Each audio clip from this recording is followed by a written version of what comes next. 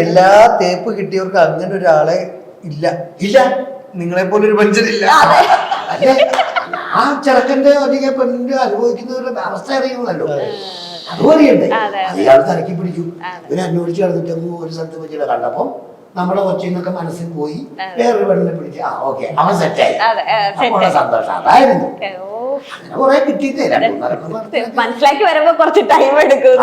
ഈ ആമോസ് അലക്സാണ്ടറിന്റെ ഒരു ഡയലോഗ് പറയുന്നില്ലേ ട്രെയിലറിന്റെ സ്റ്റാർട്ടിങ്ങില്, ഞാൻ എന്താ പ്രവാചകനല്ല, അതറിയോ? അതൊന്ന് പറയോ? അത് പക്ഷെ സിനിമയിലേക്ക് നമ്മുടെ മൈക്കിൽ കൂടെ പറയുമ്പോ ഈ സൗണ്ട് അല്ല.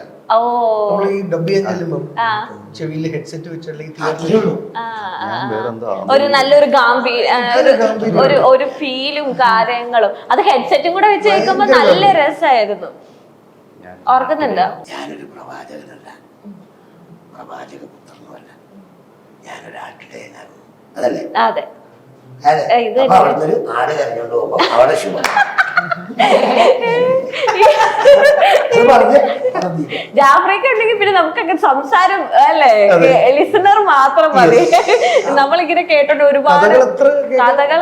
അതുപോലെ തന്നെ ഇക്കയുടെ ഏറ്റവും വലിയതാണ് ഇക്ക പറയുന്നത്. ഞാൻ ഇക്കയുടെ ഒരു ബീഫ് റെസിപ്പി ഇപ്പോഴും